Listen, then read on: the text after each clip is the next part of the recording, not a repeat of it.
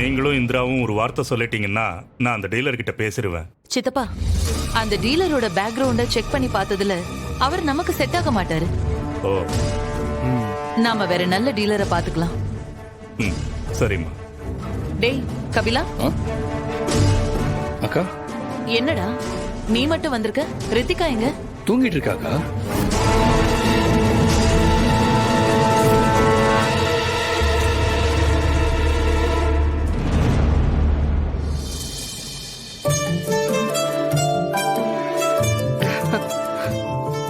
கபிலா, இந்த காஃபி. தேங்க்ஸ்மா. ஆமா, ரித்திகா எங்க? மேடம் தூங்கிட்டு இருக்காங்களாம். ஒரு பொம்பளை புள்ள இவ்ளோ நேரமா தூங்குறது? அண்ணே விடுங்க, பாவம் சின்ன பொண்ணு. பல பிரச்சனைகளுக்கு அப்புறம் கல்யாணம் முடிஞ்சிருக்கு. அதான் கொஞ்சம் டயர்ட்ல தூங்கிட்டு இருப்பா, விடுங்க. Madam, tiffin ready. வாங்க எல்லாரும் சாப்பிடலாம்.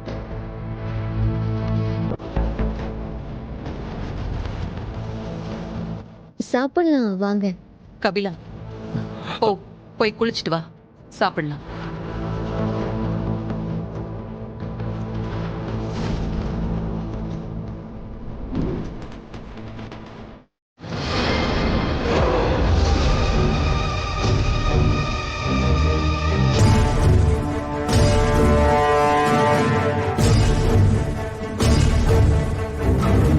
இந்த ரித்தி காஃபி. இங்க எதுக்குடி வந்த? உன் மூஞ்சி பார்த்தாலே இரிட்டேட்டா இருக்கு. ஒழுங்கு மரியாதையா போயிடு. உன்னை அத்தனை பேருக்கு முன்னாடி வச்சு அடிச்சதுக்காக சாரி ரித்து. ஆனா நான் உன்னை அடிக்கலனா இந்திராணி மேடம்க்கும் உனக்கும் சண்டை வந்திருக்கும். அப்புறம் அது உன் வாழ்க்கைக்கு பிரச்சனையா வந்து நிக்கும். என் தங்கச்சி வாழ்க்கை நல்லா இருக்கணும்னு நினைச்சுதான் நான் அப்படி செஞ்சேன். நடிக்காதடி. உன் நடிப்பை பார்த்து ஏமாறதுக்கு நான் ஒண்ணு இந்திராணி இல்ல, ரித்திகா. நீ என்ன என்ன வேணாலும் நினைச்சுக்கோ, ஆனா நான் எப்பவும் உன்னை என் தங்கச்சியா தான் பாக்குறேன். நிறுத்துடி. உனா தங்கச்சி தொங்கச்சின்னு நாடகம் போடாத. என் வாழ்க்கையை கெடுக்கிறதுக்காக தெளிவா பிளான் பண்ணி இந்த வீட்டுக்குள்ள வந்துட்டு இப்ப நல்ல வேஷம் போடுறியோ? என்ன நீ கடைசி வரைக்கும் புரிஞ்சுக்கவே மாட்டியா? ஐயோ, உங்களை புரிஞ்சுக்காம இருக்க முடியுமா? நீங்க எவ்வளவு பெரிய நல்லவங்கன்னு தான் நான் பாத்துக்கிட்டு இருக்கேனே ஐலி மேடம். உனக்கு முன்னாடி கல்யாணம் ஆனதையும் உன்னால தாங்கிக்க முடியல. எனக்கு இந்த மாதிரி பணக்கார வாழ்க்கை கிடைச்சிருக்குங்கிறதையும் உன்னால சகிச்சுக்க முடியல. அதனாலதான் என் கழுத்துல தாலி ஏறின அடுத்த நாளே திருட்டு கல்யாணம் பண்ணிட்டு இங்க வந்து உட்காந்துட்டு இருக்க. இப்படியாச்சும் என் வாழ்க்கையை கெடுத்து என்ன நடு ரோட்டுக்கு கொண்டு வரதானே உன் பிளானே? அவசரப்பட்டு வார்த்தைய விடாத ரித்திகா. நாளைக்கு உண்மை எல்லாம் தெரியும் போது ரொம்பவே வருத்தப்படுவேன். என்னடி உண்மை? எனக்கு உன்னை பத்தி எல்லாமே தெரியும். இதுக்கு மேல என்னடி தெரியணும்? நான் இங்க வந்ததே உனக்காக தான் ரித்திகா. இது ஒரு நாள் உனக்கு புரியும். என்ன கண்ணுக்குட்டி, எங்க அக்காவை பத்தி தான் நான் சொல்லிருக்கேன்ல. அவங்க அப்படித்தான், நீ அதெல்லாம் கண்டுக்காதரா. சரியா? வா வா வா. இங்க பாருங்க, உங்க அக்கா இந்திராணி எவ்வளவு பெரிய ஆளா வேணா இருக்கலாம். உன தேவையில்லாம என் விஷயத்துல தலையிட வேண்டான்னு சொல்லிருங்க. ஏய் கண்ணுக்குட்டி, அப்படிலாம் அவங்ககிட்ட பேச முடியாது. இந்த வீட்டை பொறுத்த வரைக்கும் எல்லாமே அவங்கதான். எதுக்கு எல்லாரும் தலையில தூக்கி வச்சுட்டு ஆடுறீங்க? நியாயமா பார்த்தா அவங்கதான் அடக்க ஒடுக்கமா அமைதியா இந்த வீட்டுல இருக்கிற இடம் தெரியாம இருக்கணும். ஆனா அவங்க என்னடானா ஏதோ சண்டே ராணி மாதிரி எல்லாரையும் அடக்கி ஆண்டுகிட்டு இருக்காங்க. ஏன்னா இது எல்லாமே அவங்க கஷ்டப்பட்டு சம்பாதிச்ச சொத்து. இந்த channel, news paper, advertisement, media எல்லாமே அவங்க உழைப்பால கிடைச்சது.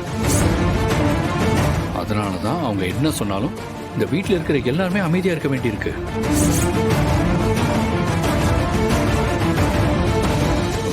பாரு ப்ளீஸ், எனக்காக அவங்கள நீ கொஞ்சம் அட்ஜஸ்ட் பண்ணிக்கோ. அவங்கள மீறி இந்த வீட்டுல எதுவுமே நடக்காது. எங்களுக்கும் இப்படியே இருந்து பழகி போச்சு. நேத்து வந்து உனக்கே எப்படி இருக்குன்னா எனக்கு எப்படி இருக்குன்னு யோசிச்சு பாத்தியா? இங்க நமக்கு வேற வழியே இல்ல கண்ணுக்குட்டி. இவர் அவங்க சொல்றதுதான் நம்ம கேட்க வேண்டியிருக்கு. சரியா?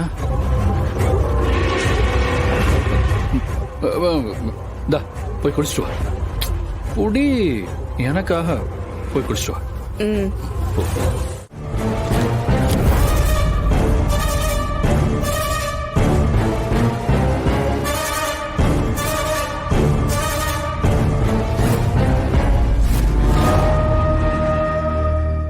Cylinder madam.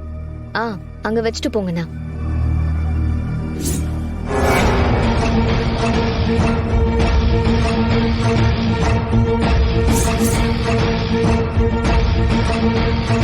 என்ன இவ கத்தியவே துப்பாக்கி பிடிக்கிற மாதிரி பிடிக்கிறா? ஒருவேளை அந்த போலீஸ்காரி இவ்வளா இருப்பாளா? ஆ, அங்க வச்சுட்டு கிளம்புங்கண்ணா. இல்ல உங்களை எங்கேயோ பார்த்த மாதிரி இருக்கு மேடம். அதான் எங்கன்னு யோசிச்சுட்டு இருக்கேன் மேடம். அப்படியா? ஆனா எனக்கு உங்களை பார்த்த மாதிரியே தெரியலையேண்ணா. இல்ல மேடம், நான் உங்களை பார்த்துருக்கேன் மேடம். ஆனா ஞாபகம் தான் வரல. சரிங்க மேடம், நான் சிலிண்டர் வச்சுட்டு கிளம்புறேன் மேடம்.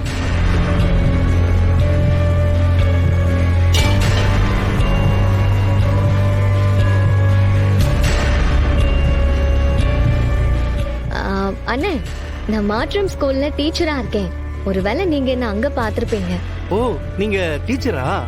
ம். அங்கதான் பார்த்தேன்னு நினைக்கிறேன். அப்போ இந்த பொண்ணு போலீஸ் இல்ல. இந்த கபிலன் வேற எங்க போனான்னு தெரியலையே.